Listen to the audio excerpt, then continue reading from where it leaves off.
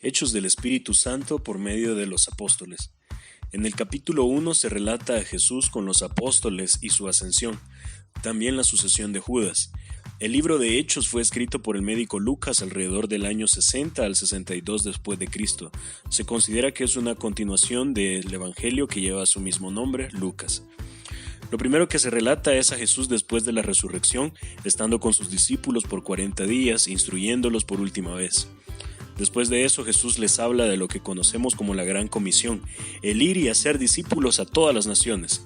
Les promete la venida del Espíritu Santo y confirma su segunda venida, la cual será de la misma manera que se dio su ascensión. Los discípulos decidieron además quién sería el sucesor de Judas, considerando varias características que debía de cumplir este. Los propuestos fueron Matías y José, a quien apodaban el Justo. Al echar suerte, esta cayó sobre Matías, convirtiéndose en el sucesor de Judas. En el capítulo 2 al 3 encontramos el Pentecostés, el discurso de Pedro y el milagro del cojo. La palabra griega Pentecostés significa 50 y se refiere a los 50 días que han transcurrido desde la ofrenda mecida de la Pascua. En Pentecostés, los discípulos presencian el nacimiento de la Iglesia del Nuevo Testamento, con la venida del Espíritu Santo a morar en todos los creyentes. El fuego se asocia a menudo en el Antiguo Testamento con la presencia de Dios, como ocurrió en el monte Sinaí, donde hizo pacto con Israel y les dio los 10 mandamientos. Después, cuando la presencia de Dios vino como una columna de fuego en el tabernáculo para morar entre ellos. Ahora no era una sola columna de fuego, sino muchas, representando la nueva morada de la misma presencia de Dios, pero esta vez de forma personal. Eran pequeños templos de Dios donde su Espíritu Santo ahora mora. Empiezan a hablar acerca de Jesús en idiomas que nunca habían hablado. Sin embargo, cada uno podía entenderse en el idioma que hablaba. Pedro les explica que este es el cumplimiento de las Escrituras, que el Mesías había venido. Después de esto, miles de personas se unen a la iglesia. Uno de los milagros hechos por Pedro y Juan fue la curación de un cojo que estaba a la puerta del templo.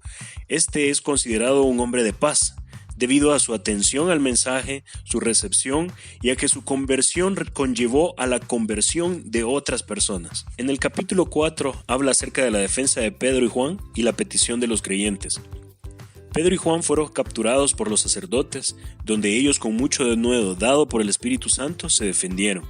Fueron detenidos y amenazados de que de ninguna manera hablaran ni enseñaran el nombre de Jesús. Sin embargo, Pedro y Juan se negaron a callar lo que habían visto y oído sobre Jesús. Luego se reunieron con los demás creyentes y oraron juntos al Señor, pidiendo denuedo para seguir hablando su palabra a pesar de las amenazas. Al final de la oración hubo un temblor y todos fueron llenos del Espíritu Santo.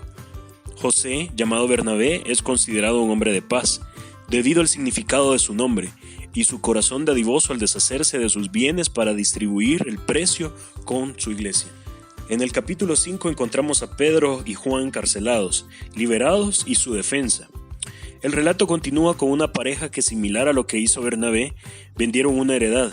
Sin embargo, acordaron sustraer parte del precio y entregar solo una parte a los apóstoles, mintiéndoles de esta forma no a ellos, sino al Espíritu Santo, mintiendo a Dios y pagando ambos con la muerte, viniendo un gran temor sobre toda la iglesia y los que escucharon lo sucedido.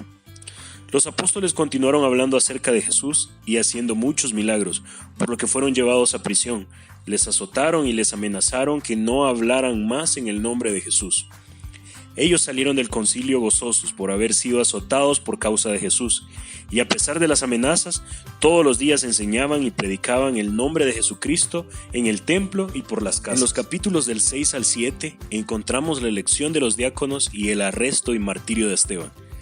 Para que los apóstoles no dejaran de ocuparse en compartir la palabra, fueron escogidos 7 varones con buen testimonio, llenos del Espíritu Santo y de sabiduría para servir las mesas.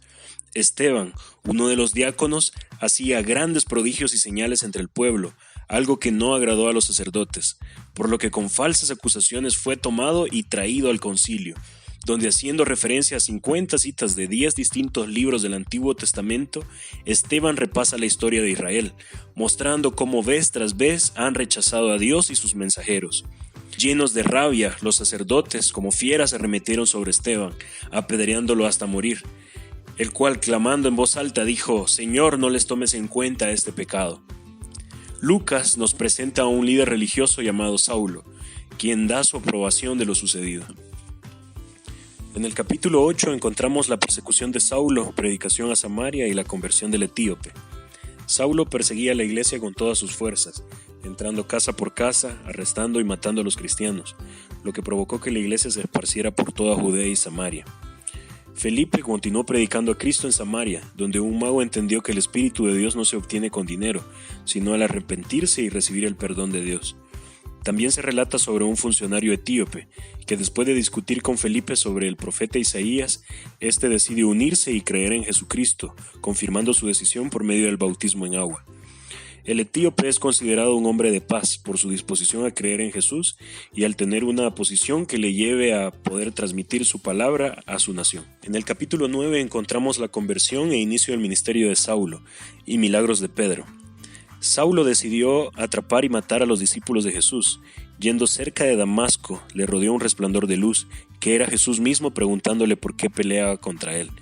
Después de eso, y con la ayuda de Ananías y Bernabé, fue enviado a hablar de Jesús a Israel y el resto de naciones. Así termina en Damasco, pero esta vez anunciando las buenas nuevas de Jesús, a quien perseguía. Aquel que antes estaba matando cristianos se había convertido en uno de ellos, quien además se convertiría en el precursor de anunciar el Evangelio hasta lo último de la tierra. Pedro también continuaba anunciando el Evangelio de Jesús y haciendo milagros. Uno de ellos ocurrió en Lida, donde sanó a un paralítico llamado Eneas. También en una ciudad llamada Jope, cerca de Lida, había una discípula de buen testimonio que había muerto. Pedro oró por ella y volvió a la vida, y muchos creyeron en el Señor por ese milagro. Eneas y Dorcas son considerados hombres de paz. Eneas, además de ser receptivo a la palabra, muchas personas de Lidia y Sarón se convirtieron al Señor por ese milagro. Dorcas, de igual forma, el milagro que recibió de haber resucitado y el buen testimonio conocido de ella hizo que muchos habitantes de Jope creyeran en el Señor Jesús. En el capítulo 10 vemos el relato de Pedro y Cornelio. En la ciudad portuaria de Cesarea había un centurión romano llamado Cornelio, de la compañía La Italiana. Él era un hombre piadoso y temeroso de Dios. Un ángel se le apareció en visión y le dijo que el Señor había escuchado sus oraciones, que enviara hombres a Jope e hiciera venir a Pedro. Pedro llega a casa de Cornelio, quien había reunido a sus familiares y amigos más íntimos. Cornelio trató de adorar a Pedro, sin embargo, él se lo impidió. La situación es algo escandalosa para un judío, ya que es abominable para ellos juntarse a un extranjero. Antes de eso, Pedro había tenido una visión, donde el Señor había puesto delante de él un grupo de animales que su pueblo tenía prohibido comer, y Dios le dijo que los comiera, algo que fue desconcertante para Pedro.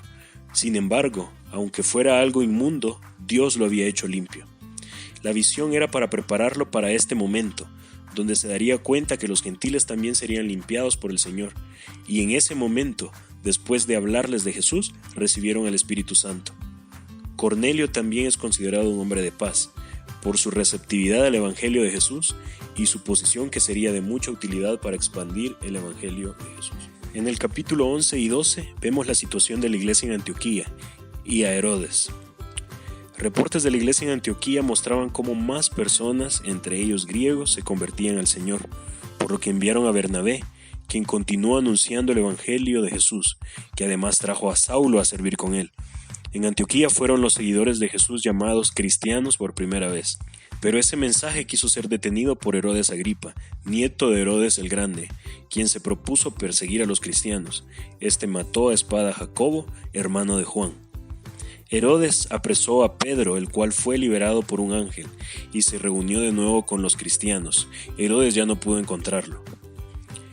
Esta es la síntesis realizada de los primeros 12 capítulos del libro de Hechos del Espíritu Santo por medio de los apóstoles, los cuales nos permite conocer cómo el Evangelio de Jesús comenzó a ser esparcido por la tierra.